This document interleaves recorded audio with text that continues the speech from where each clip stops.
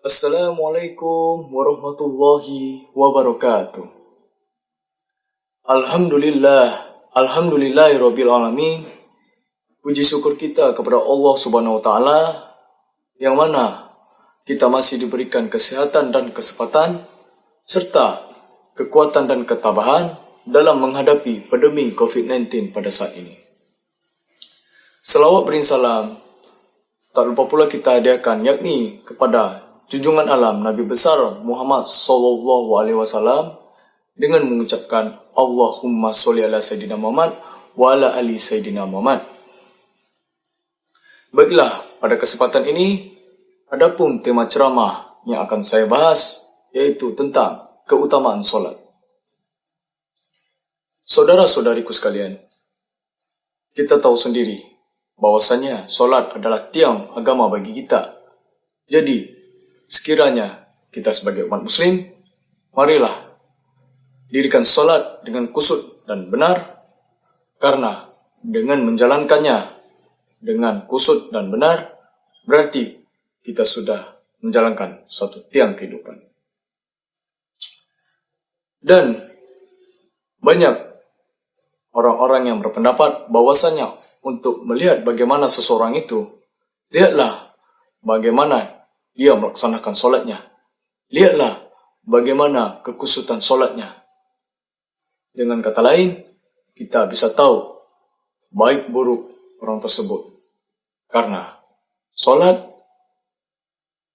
merupakan cerminan dari perilaku kita sendiri atau orang itu sendiri, dan baik buruk tingkah laku kita bisa dibaca melalui bagaimana kita melaksanakan solat. Jadi dengan kata lain, solat berperan penting dalam perilaku kita masing-masing, karena baik buruk orang tersebut bisa dilihat bagaimana dia melaksanakan solatnya. Lantas, bagaimana orang-orang yang melalaikan solat serta meninggalkan solatnya? Dan ini ada beberapa siksaan yang diberikan Allah jika kita meninggalkan solat, yaitu siksaan yang dirasakan pada saat di dunia. Yang pertama, dihilangkan keberkahan usianya. Bisa dibilang percuma kita hidup yang cukup lama, tapi semasa hidup kita tidak pernah melaksanakan solat. Bisa dibilang kita hidup dengan sia-sia atau tidak berguna. Maka, dirikanlah solat. Jalankanlah solat agar Allah memberikan keberkahan kepada kita semua. Dan yang kedua, dihapus aura orang-orang soleh dari wajahnya. Bisa dibilang, jika kita meninggalkan solat, maka Allah akan mencabut aura soleh di wajah kita. Dan jika kita melaksanakan solat, Allah akan memberikan aura soleh tersebut di wajah kita. Dan yang ketiga, setiap amal kebaikan yang ia kerjakan tidak akan dijadikan sebuah pahala oleh Allah Subhanahu wa taala. Nah, misalnya begini, kita bersedekah, kita membantu orang miskin, ataupun membangun masjid, tapi kita sendiri tidak pernah melaksanakan salat, maka pahala yang kita harapkan tadi itu mustahil untuk didapatkan. Jadi, alangkah baiknya dirikanlah salat, imbangi dengan salat semua amal kebaikan tersebut agar pahala yang kita harapkan akan diberikan oleh Allah Subhanahu wa taala. Dan doanya tidak akan diangkat ke langit. Nah, misalnya gini, kita mau mendapatkan uang. Bisa dianalogikannya seperti kita mau mendapatkan uang. Nah, tapi kita tidak mau bekerja.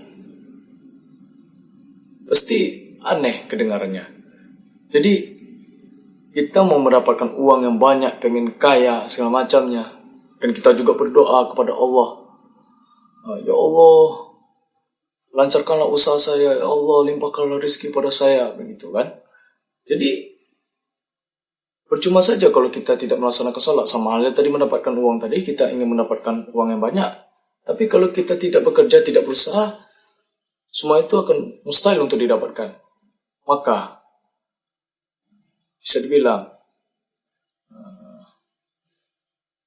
itu semua mustahil untuk didapatkan.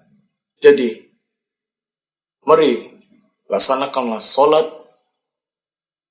dengan berarti kita atau Allah bisa mengabulkan doa-doa yang kita minta padanya.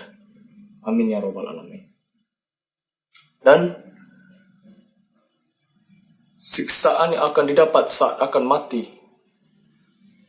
oleh orang yang meninggalkan sholat, yaitu mati dalam keadaan hina dan mati dalam keadaan kelaparan. Na'udzubillah min dzalik. Sungguh pedih siksaan yang Allah berikan kepada kita semua jika kita sampai lalai ataupun sampai meninggalkan sholat. Maka marilah kita sebagai umat muslim kita merenung kembali, atau jika bisa laksanakan sholat atau jalankan ibadah sholat sesuai yang Allah perintahkan agar kita terhindar dari siksaan api neraka oleh Allah Subhanahu wa taala. Dan ada juga sebuah hadis Nabi yang artinya bahwasanya sholat dapat mencegah dari perbuatan keji dan mungkar.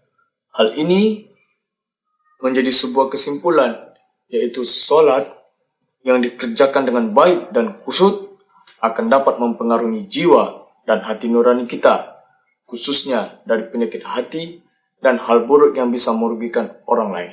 Nah, di sini kita bisa tahu sendiri bahwasanya sholat juga berperan penting untuk jiwa kita sendiri. Bisa dibilang, misalnya kita dalam keadaan masalah yang banyak, otomatis dalam keadaan masalah banyak tadi, jiwa kita tidak stabil karena terlalu banyak beban pikiran.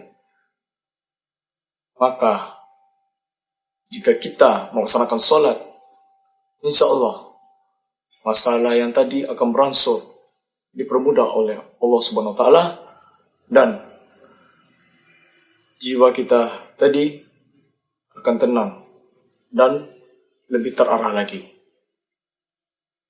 Beda dengan halnya orang yang tidak melaksanakan sholat, masalahnya makin dipersulit, jiwa makin tidak terarah dan kocar-kacir, sehingga beban pikirannya makin menumpuk. Nah, itu kan sangat merugikan sekali. Jadi, kita sekiranya sebagai umat muslim, marilah dirikan sholat dengan khusyuk dan benar, agar kita selalu dipermudah dan dibantu oleh Allah Subhanahu wa taala. Dan sampailah kita di bagian akhir dari ceramah ini. Mudah-mudahan apa yang saya sampaikan kepada saudara-saudari yang mendengarkan video ini dapat bermanfaat bagi kalian semua, dan saya mohon maaf apabila ada kata-kata yang salah dalam pengucapan kata dalam video ini. Saya mohon maaf. Saya akhiri dengan wabillahi taufiq wal hidayah. Assalamualaikum warahmatullahi wabarakatuh.